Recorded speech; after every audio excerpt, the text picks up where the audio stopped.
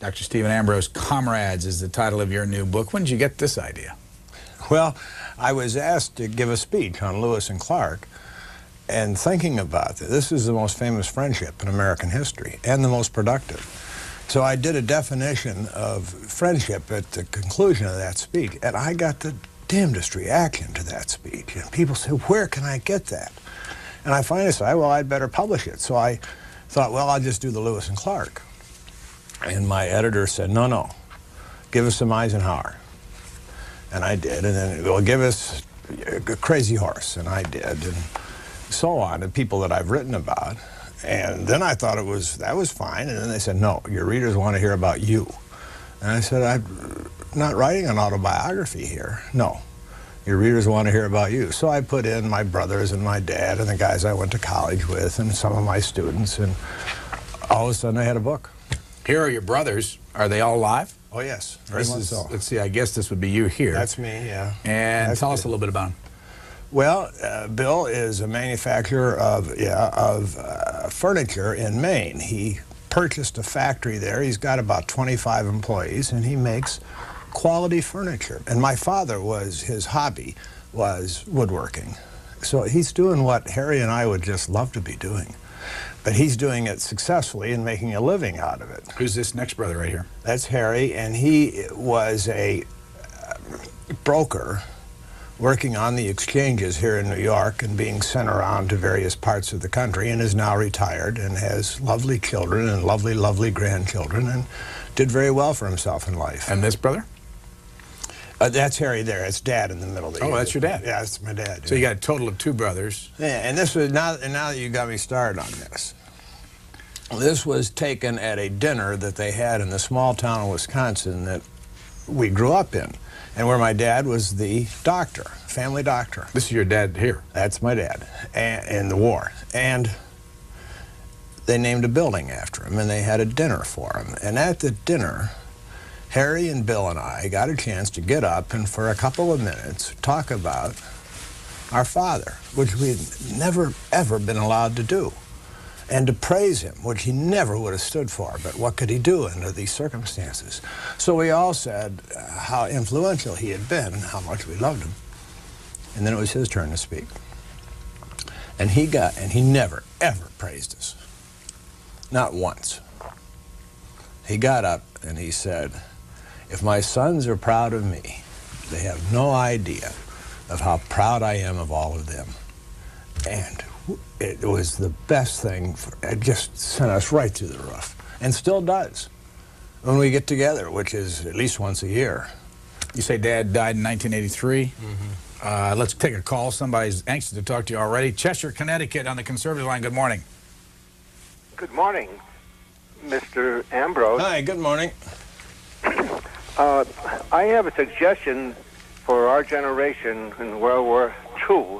I'm a veteran, and one of the things that I would like to do, they were talking about having a monument for the veterans, which they don't have, and I'm against that. I would rather have a living memorial rather than anything like another statue, which is sort of a pigeon repository in Washington, and to have it in New England and have a national park. Now, we do have one in Maine, but we don't have any in all the other New England states. And, of course, living in Connecticut, it would be a nice place to have it.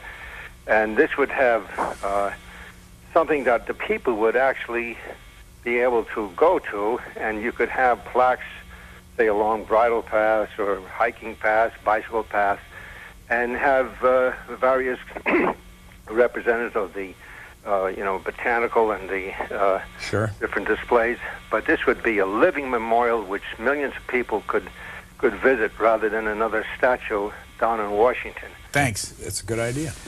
You have a museum you're building. We are indeed. It is going to open on June 6th of the year 2000, the National D-Day Museum, which is in New Orleans, because it was there in that city that the landing craft were, first of all, designed by a man named Andy Higgins and then built. 20,000 of them he built in New Orleans. Every American who went ashore in World War II did so in a boat built by Andy Higgins. So that's where the National D-Day Museum is going to be. Tell us about Nick. Is it Mueller or Mueller? Mueller. Here's a picture. You've got a little artist rendition here in your book. Who was he, or who is he? Well, he's my dearest friend, and he's now the president of the foundation that is building the National D-Day Museum. But Nick and I have known each other for a long time. I met him first down at the University of New Orleans, and we immediately hit it off, and we've been inseparable ever since. And we spend the cocktail hours together, and we work together, and we dream together. And Nick has accomplished great things in his life, such as he is the founder and director of the University of New Orleans in Innsbruck, which is the largest American summer school in Europe. You say, though, in this book, we have no secrets. We have no secrets from each other. None. None whatsoever. I know everything about Nick, and he knows everything about me.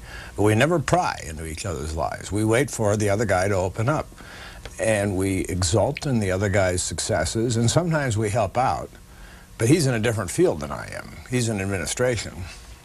And we're really downcast by the failures that have come to us in the course of life. But we dream big, and we try for big things, and it doesn't always work out. Yeah, it's a marvelous relationship. Steve Ambrose, originally from Decatur, Illinois. You would go to Chicago for our next caller. Good morning. Yes, good morning, C-SPAN. You're on the air. Ambrose. Good morning. I just want to, first of all, congratulate you for your lovely writing on many books. Well, thank you. Keeping the minds of people open and aware of what great Americans, what they're capable of. And as a European, my family and many of my friends, we wouldn't have the peace and freedom if it wasn't for brave Americans such as yourself, your family, and the many people that you've written about. And I don't say that just as a false platitude. I know you don't. I know you don't. Yeah. But my question to you is about your book. I imagine there's a certain amount of reminiscence and looking back into the past. Do you think that today people could pick something out of that book that would help people? Seems to be a little bit of turmoil amongst the youth here. How would you, and it's a long, difficult question, but basically, is there something that people have missed that, for example, in your generation compared to the people who are going to grow up and hopefully grow up to be great gentlemen like yourself? Steve Ambrose. Well, that's very kind of you to say. And let me comment about your first observation before I get into answering your question. That's absolutely right. You ask any German who's over 60 years old, you ask any Japanese who is over 60, any Chinese, anybody living in the south of Korea, what was the greatest thing that ever happened to them in their life? Liberation by the Americans. And the Americans, those GIs brought with them candy, cigarettes, sea rations, and freedom. And we liberated, you asked Italians over 60 years old. That's absolutely correct. It was a very great moment for the United States. Now, out of this book, I would hope that young readers would take a somewhat different view, a more appreciative view of responsibility, of initiative, of teamwork. These are the themes that I think are scattered throughout on Eisenhower and Patton, for example, or Crazy Horse and He Dog, or on other historical characters, and very much so with me and my brothers and with my father and with the people that I went to college with. There's just nothing that men cannot do, and by men I mean men and women. I mean the whole of the human race. There's nothing that people can't do if they get together and act as a team. And this is the lesson that I hope in today's what's in it for me kind of a world that the youngsters would take out of this book. Madison, Wisconsin. Go ahead, please. Good morning. You're talking to a graduate of the University of Wisconsin, so be careful. Oh, yes, I was at Wisconsin State College, Whitewater. Oh, were you? Yes. Well, that's where I grew up, in Whitewater. Oh, and Dr. Ambrose took care of my Oh, I know. He's a hero in that town. He certainly is. And so when you... It's my father he's talking about. Yeah. Yes. So when you've been on before, when I've read about you, I thought, oh, I've always wanted to meet you. I want to have you sign your book for me. So I will try to find out where you're going to be on for a book tour. Oh, I don't do much in the way of book tours anymore. But you can reach me by writing to me at the National D-Day Museum, 928 Magazine Street, New Orleans, Louisiana, 70130. Excuse me for not knowing exactly, but several months ago you were sick? I had a heart seizure, and I fell backwards, and I hit my head very hard on a tile floor, and it shifted my brain, and it caused internal bleeding, and I was in a coma for a couple of weeks. And they despaired. How long ago? 7 months ago. Where did this happen? In Madison, Wisconsin. And the docs there told me if I behaved myself, after 6 months, everything would be all right. And they were exactly right. And by behave myself, that meant no more smoking, and I gave up smoking. No more salt, and I gave up salt. And no more drinking, and I gave up drinking. And the one that's hardest, by far, is giving up smoking. Can I ask you why you mentioned in your book booze and your wife in connection with all that? It was important to our lives. Tell me what you meant by that. I mean, you didn't go into much detail in the book, but you mentioned it. Well, we used it a lot and did quite a lot of drinking. And then there was something close to, and in fact, it was a breakdown and hospitalization and a need to get some help. And the man who helped us most was John Holcomb, who was my college fraternity brother, who had been through a very bad bout with booze and had gotten into Alcoholics Anonymous, and I flew right up to see John. And I said, what the hell do we do? And he told us, and he was right. And we never had to join Alcoholics Anonymous. How long ago was this? Oh, 3.5 years ago. And both of you were in this, drinking too much at the same time? Yeah. Why would you go public with that, though? Was that hard? Because I was writing about John. And I was determined to write about John because he saved our lives. I mean, honest to God, if it hadn't been for John, I hate to think where we would be today. Where we would be 6 feet under is where we would be. Yeah. Dallas, Texas, for Stephen Ambrose. Good morning. Morning. I'd like to, first of all, compliment obviously both C-SPAN and Dr. Ambrose. But I'd like to ask Dr. Ambrose, the little speculation as a World War II scholar. Always wondered what would have happened had the Japanese attacked Russia in 1941 and given the United States false assurances that they had no ambitions against our Pacific interest.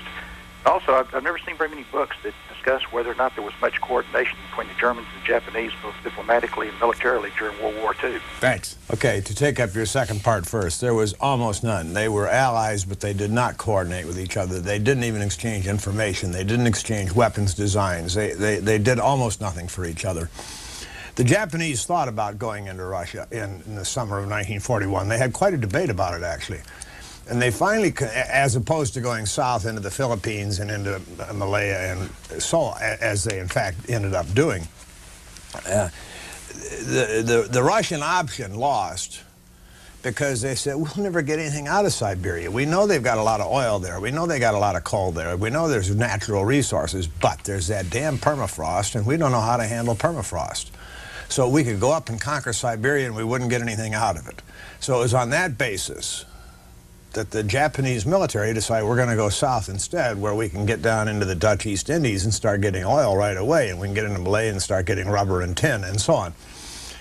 What would have happened had the Japanese gone into Siberia is anybody's guess. It would seem to me that for sure that would have meant the end for Stalin. Because Stalin saved himself by taking the Russian army that was in the far east of his country and bringing it on the Trans-Siberian Railroad to Moscow in time for the counterattack in December of 1941 that saved Russia.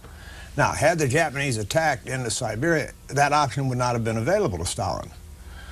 And you'd have to figure that's the end for Stalin. Now, who's going to replace him? What would Hitler do with the Japanese in joint occupation of Russia? How's he going to treat his ally, etc.? Those are all questions that I can't answer. Scranton, Pennsylvania, for Dr. Ambrose. Go ahead, please. Dr. Ambrose, I just want to say that I know I'm going to louse this up. I have read all of your books, and with tears in my eyes, I have reread them. I do want to... I have 3 heroes. You sure know your way to an author's heart, I got to tell you that. Go ahead, right. Go ahead. I have 3 heroes. The GI of World War II. That's a good one.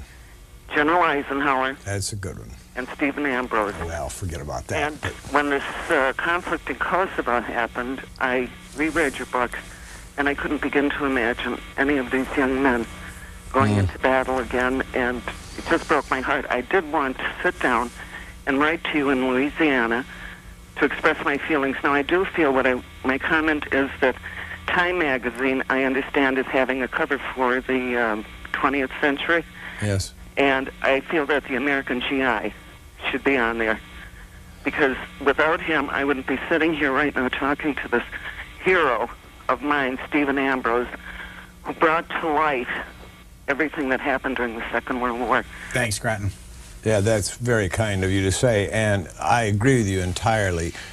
It's not just the GI of World War II, it's the American soldier that has made this 20th century into what it has been. And now here we are at the end of the 20th century, which got off to a terrible start with World War I, and then had an awful follow-up with the Great Depression. And then, my God almighty, it was World War II that only came to an end with 2 mushroom-shaped clouds, and with the worst year in the world's history, 1945, more people killed, and so on. And who emerges as the great hero out of this? It's the GI, who brought liberty around the world, and who stuck with it after the war and stood up to Stalin and his successors and kept the Red Army from coming across the Elbe River, and saw to Ronald Reagan wasn't much of a soldier, to be sure, but he was in the Army. It was making films, but he was in the Army in World War II, and it was Ronald Reagan who told Gorbachev, tear down this wall. And he got it done. And now communism has gone into the ash can of history, at least in Russia, where it belongs. And who did this? The GI did it. So I don't know how there could be a greater. And now here we are at the end of the 20th century. Everybody is either democratic or going democratic. And a free marketplace and the encouragement of the individual. And who brought this about but the GI? Here's the book. It's called Comrades. This didn't slip into the bookstores just for Father's Day, did it? No. No. It sells for 139 pages. How long did it take you to write it? Well, you know, I hadn't recovered from my fall, but I was at home finally. And so I spent, I don't know, 4 months writing the book. It was a funny thing. I didn't have any short-term memory worth a damn. I couldn't remember my phone number. I couldn't remember what I had for breakfast. I couldn't remember my kids' names even. But going back in time to my college students and to the guys that I went to college with and the people that I've written about, I had perfect memory. So that's what I concentrated on. One of Stephen Ambrose's friends is the former governor of Colorado, and here's 3 of his friends, all one after another: Dick Lamb, Jim Wimmer, and John Holcomb. Dick Lamb, the former governor of Colorado. We go to Rock Springs, Texas. Go ahead, please. You're on the air. Yes, sir. Mr. Ambrose. Yes, hi. Right down there in Hohenwald, Tennessee is Lewis County, where McWhirter Lewis is buried, right by the Natchez Trace Parkway. Yep. Are you ever going to write a book about, you know, I love McKenzie River and Bend and that whole area in Central Oregon. You ever going to write a book about Mr. Lewis? Thanks. About Meriwether Lewis? He's off the line. Oh. Well, I have written on Meriwether Lewis. And as a matter of fact, you're talking about that grave on the Natchez Trace, just inside the state of Tennessee, out of the state of Mississippi, where Lewis is buried. When I started in on my book on Lewis, I began by taking my sleeping bag and going up to that gravesite and sleeping next to his grave. And a Natchez Trace cop came up and said, "You got to get out of here." And I said, "Officer, please, just one night. Just leave me alone. I just want to be here one night." He said, "Okay." Where's this? It's in Tennessee, southern part of Tennessee, just across the line from Mississippi. Bowie, Maryland, for Stephen Ambrose. Good morning. Good morning. I wonder, Mr. Ambrose, if you'd care to comment on the utilization of the proximity fuse during World War II. I believe more than 20 million were placed in the field. Yes, that's right. And that was an American invention. And the proximity fuse, when a shell got close to a plane, it exploded. It sent out radio waves. And when they came back in a certain way, you could explode the shell. It was very effective in Europe, and they went to great lengths to make sure that the Germans and later the Japanese never found out about it. So they protected it, but they used it in combat. And they all, for a long time, they wouldn't use it on the ground because they were afraid of a dud, and then the Germans would find out. And finally, at the Battle of the Bulge, they decided, God damn, we got to use this thing. And so they started using them on the ground as well, and very effectively. Go to Fulton, New York. Good morning. Yes, I'm calling to find out from Mr. Ambrose if he knew anything about the name Edward Vincent Gay, because he was one of the paratroopers that landed on D-Day behind enemy lines, and they were called the Clay Pigeons of St. Lo. Yes, I don't know if he heard of his name. He's dead and gone now. Sure, I've heard of him.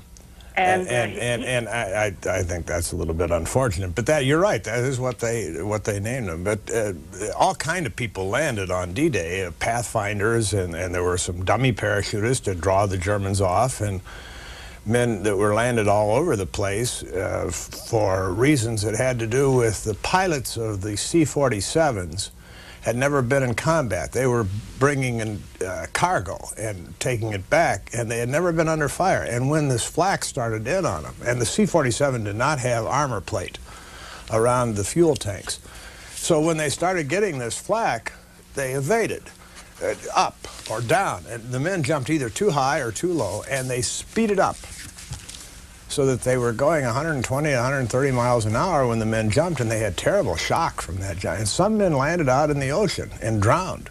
Some landed in the flooded fields that Rommel had created, and they drowned. So there was a lot of confusion. But it actually paid off in that the Germans said, holy cripe, they're coming down here. There must be 1 million of these guys coming down out of the skies, because there's a report from over here, and there's a report from over there, and somebody's landed over here. And that was good. Stephen Ambrose with us for another 20 minutes. One of the fun things about reading books is surprises. And I was reading Roger Mudd's book, getting ready for book notes, and there's an interview in there with you. The book's called The Great Minds of History. You've undoubtedly seen it. And all of a sudden, you say that Harry Truman used to room with Arthur Eisenhower. Yes, that's right. And both, I asked Roger Mudd about it. He said, he never heard that before. Tell us about that. And here's a picture of Milton Eisenhower in your book. Arthur was Dwight's oldest brother. Milton is his youngest brother. Milton right here. Yeah. And they all look alike. And they all have that same marvelous grin. And they all sound alike. And you can't make out if you're on the phone if you're talking to Milton or Ike, in my case. And Milton and Ike used to call each other's wives and talk to them for a half an hour. No. And the wife never knew. Arthur, the oldest brother, after graduating from high school, went to Kansas City to make a living, and he got into a boarding house, and he got a job in a bank. He eventually ended up as president of the bank. And in the boarding house, as his roommate for a couple of years, was Harry S. Truman. Did they know each other? Well, sure, they roomed together. But I mean, were they friends, close They didn't friends? know each other before that, no. And they didn't really become close friends, but they knew each other, and first name, and etc. Did it have any I mean, what had no relationship to Harry's career. Arthur may have had a role in getting Harry into the National Guard in Missouri, and Harry used that in the First World War, but that really isn't what made Harry's political career. Bangor, Maine, you're next. Yes, sir. Hi, Brian. Hi. Let me mute this thing off here. I really appreciate your show, and I love you a whole lot there, you guys down there. And Mr. Ambrose, or Dr. Ambrose, pardon me. Yeah. My father was Steve works best. Combat engineers. Ah. Crossing, he won the Bronze Star crossing the Seine. Yep. And Patton's Ghost Corps. I don't know if you ever heard of that or not. Sure, of course. Yeah. And well-deserved, too. And those combat engineers were the bravest of the brave, starting on D-Day and right on through to the surrender of Germany, and they were always out front. They were like the surveyors in the building of a railroad track. They took the lead, and they're the ones that built the bridges, for example, at Remagen, or over the Rhine River, or over the Seine River. And they built the forward airfields, and so much more. Yeah, combat engineers were just terrific. I just was over in France for 3 weeks, and I was with a man who was a combat engineer in the course of the Second World War. In your book, you talk about, Chapter 5, peers, Eisenhower and Patton, and then you talk about, at the end of Patton's life, the relationship at the very end. The letter that was written. What's that story? Well, Patton Patton was in Bavaria, and he had gone out hunting, and there was an accident in the car he was riding in. It was run into by a truck, and Patton snapped back like this, and he broke his neck. And he was put into a hospital, and they had those god-awful Crutchfield tongs on him so that he couldn't move at all. And Eisenhower, who was by then Chief of Staff of the U.S. Army, arranged for a military transport to get his wife, Bee, over to him right away.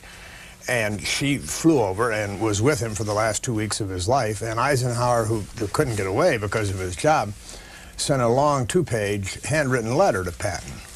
Now, he and Patton had been on the outs because Patton was always shooting off his mouth about politics.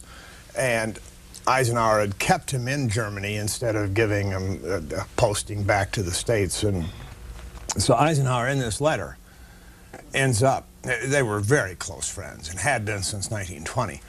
He ends up saying that he had a new job for Patton, and as soon as he was on his feet, he was going to see to it that Patton was given this new job. And then he talked about how much he loved Patton. And B read that letter to Patton on the last day of his life. And he said, read it again. And she did, and then very shortly after that, Patton died.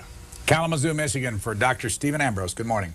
Good morning. I wanted to ask Dr. Ambrose about his the earlier question about why the Japanese didn't go into Siberia. Right. I was wondering why, whenever I hear that question asked, that nobody ever mentions the biblical drubbing the Japanese got at the hands of the Russians in Mongolia in '38. Well, that night, that's right, they did, and the Japanese were aware of that, but they thought that in 1941... Halsey, I believe John McCain's father, who right. was a task force commander, that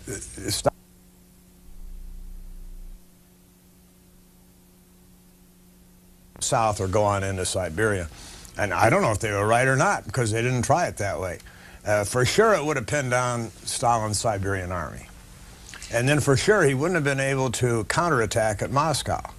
And then what would have happened? I don't know. Only time could tell.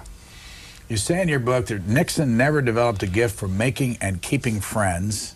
You have a picture here, or it's an artist rendering of Richard Nixon and his daughter Julie at the last days during Watergate. What did you find out about Richard Nixon and friends?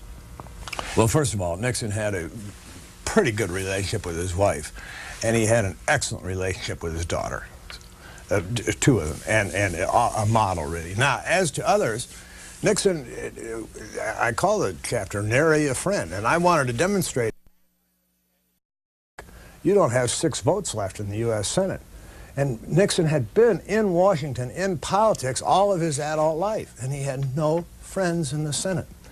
Now, this came about in contrast to Eisenhower, who commented on this once. He came out of a meeting with Nixon, and he told Ann Whitman, his secretary, that he said, I just don't understand how a man gets through life without any friends. Well, Nixon did. And it was, more than anything else, Nixon didn't respect other people. Eisenhower did. Eisenhower had the deepest respect for a television commentator, or for a mathematician, or for a physicist, or for an author, or for an artist, or whatever you did. If you did it well, you had Eisenhower on your side. Not Nixon. All Nixon cared about was, did you vote for me last time or not? Richmond, Michigan, for Stephen Ambrose. Good morning. Good morning, Mr. Ambrose. Hi. I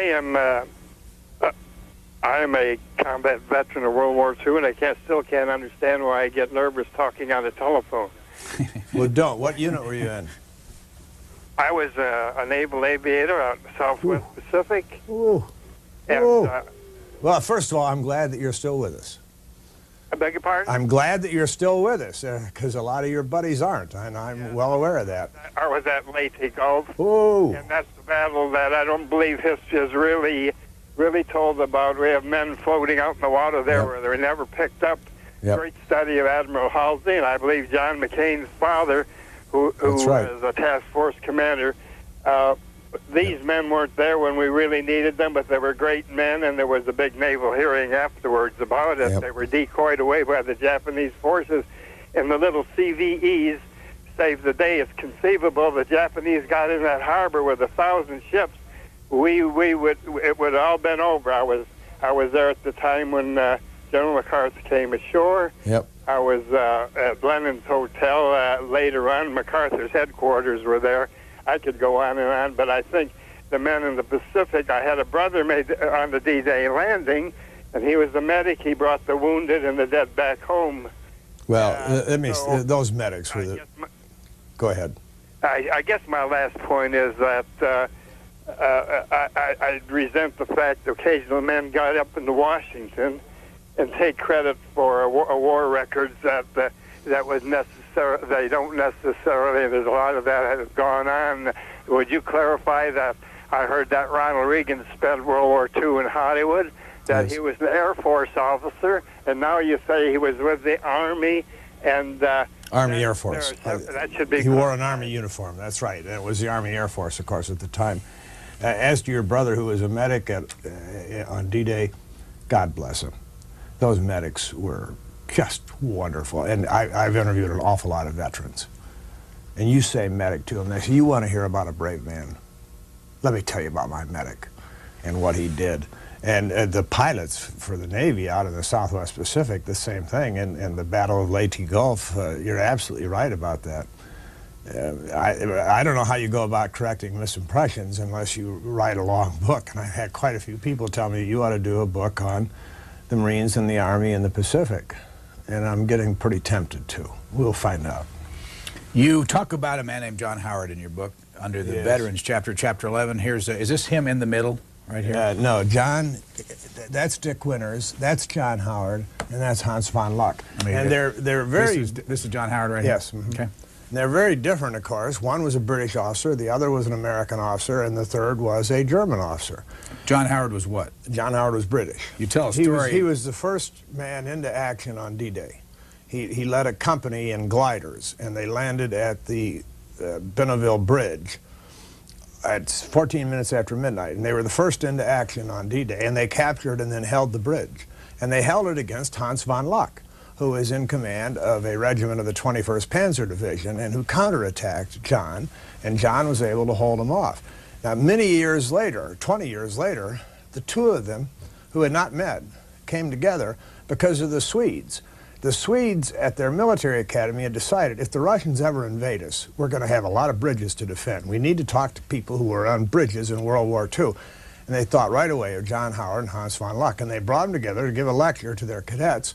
And they loved it so, they had them back the next year, and then they had them back, and for 25 years these guys did this, and they became the closest friends.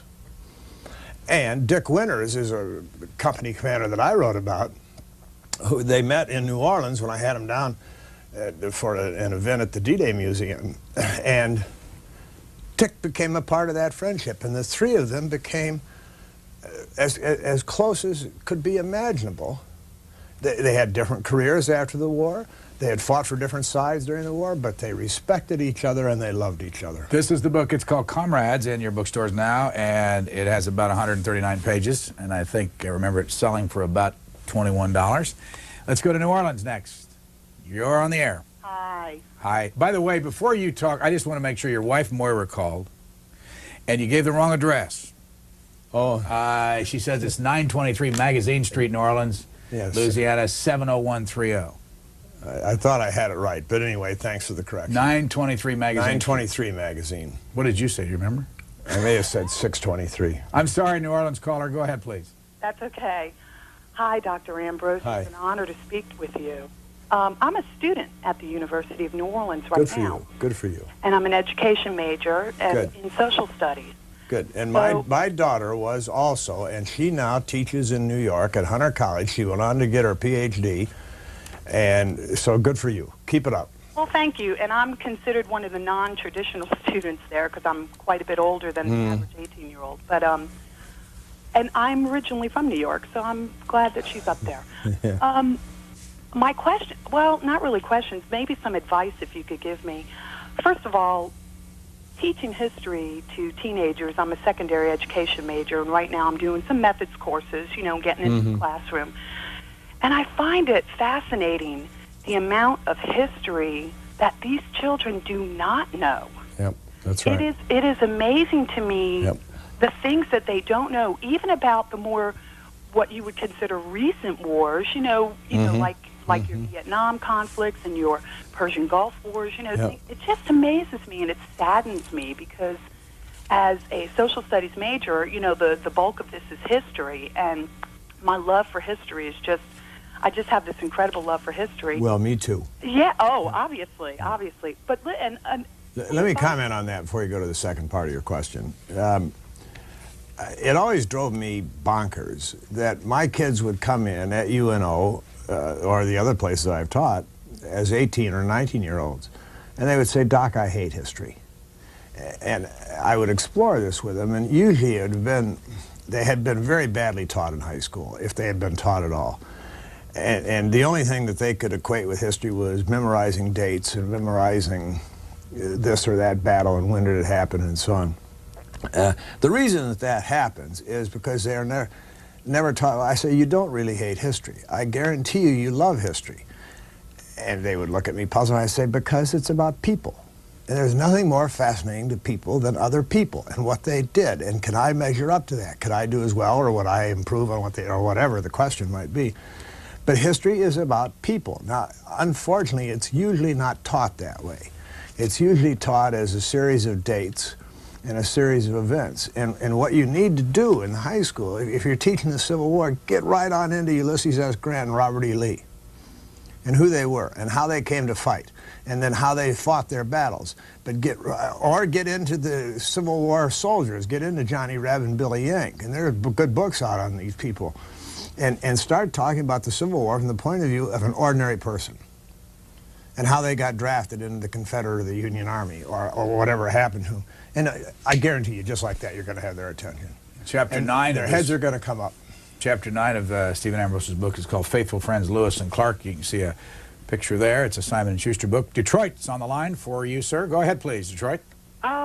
Yes, good morning, Dr. Ambrose. Good morning. Actually, what you were talking about before, if the teachers could just, teach the history like a story, like how you tell it. Yep, that's then right. It's important. I have, two things that I would like you to comment on. It was one that I heard you on actually one of the channels, and it was a comment that you made about the GIs, actually in World War II, that they had this kind of individual ingenuity, that if a car broke down, they were able to fix it, that, if something happened, they were able to, think about it and then fix it. But the other armies, they had to wait till their officers told them what to do. Yep. Now, I thought that was a comment on your public education in America, that it's great, that... Damn right it is. You're goddamn right. And you're talking here about the best educated army ever put into the field. All these guys had been through at least 8th grade. Most of them had been through high school, and they were way better educated than the Italians or the Germans or the Japanese or the Russians or the British or anybody on their side or among their opponents. It was the best educated army in history, and it showed in the way they fought and how they could handle, as she's saying, machines. We gave all kinds of trucks to the Russians as a part of Lend-Lease. And as soon as that truck broke down, the Russians would walk away from it. The Americans, when a truck broke down, they were right under the hood. There wasn't a guy in that army who hadn't taken apart an internal combustion engine. And they'd it's that spark plug. And they'd clean up the spark plug and put it back in, and off they'd go again. New Orleans for Stephen Ambrose. Good morning. Good morning. Dr. Ambrose, I've watched your college courses on the television station here in New Orleans for a long time, and I wonder if that's broadcast anywhere other parts of the country. No, it's not, but they're talking about it at the University of New Orleans, and I don't know if anything's going to happen to that talk or not, but I'm delighted that they're on in New Orleans, and I'm especially glad that you're watching. How many hours have you? Well, I did a course on the Vietnam War, and then I did one on the Cold War, and then I did one on World War II, and I think there's 15 lectures in each. Can people buy them? Not yet, no. No, it's being shown on the New Orleans television station. Are you teaching anymore? No, I'm done teaching. I give some lectures, and mainly I write. On Monday morning's Washington Journal, Tish Durkin of the New York Observer, Mona Charon of Syndicated Columnist, and Stephen Janger will join us. And Mr. Janger, for the last almost 30 years, has run the Close-Up Foundation. He started it, and he just brought the 500,000th student to Washington. They spend a week here. We've had an association with him for the last 20 years. He'll be here to talk about students and their attitudes today about things like history. I want to ask you about another colleague of yours, Doug Brinkley, who runs the Eisenhower Center now for you. He had a great... No, not for me, for himself. He had a great influence on this network when he wrote the book, The Magic Bus, because we have 2 buses that run all over the United States. One of them is going to be in Lancaster, Pennsylvania on Monday to do James Buchanan, our 15th president. The reason I bring it all up, though, is talking about the teachers in history.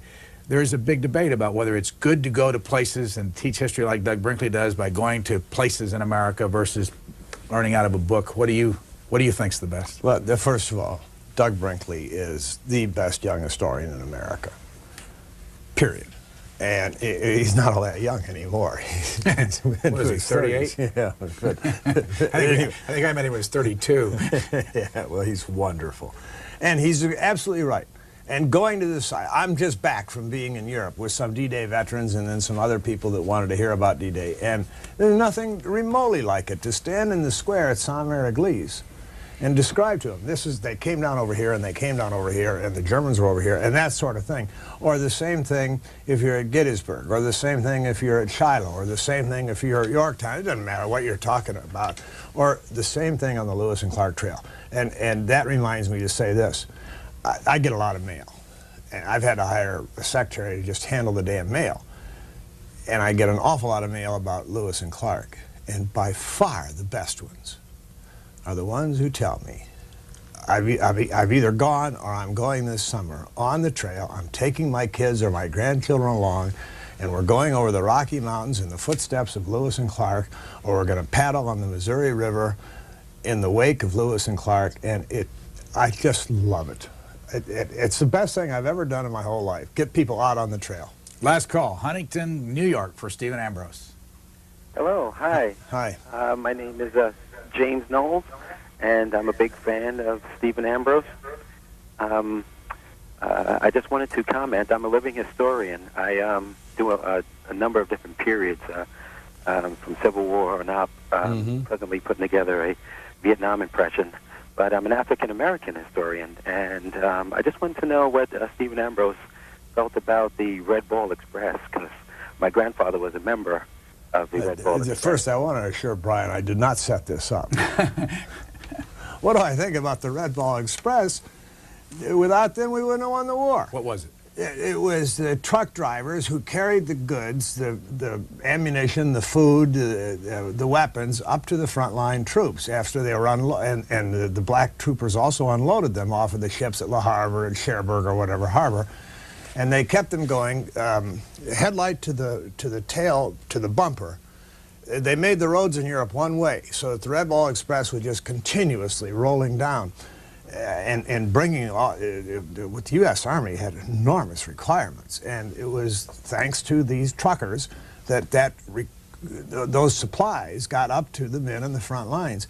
Then, and I'm going to take a minute on this, came the crisis of the Battle of the Bulge. Now, the black troopers were put into driving these trucks because the Army had concluded that blacks can't fight.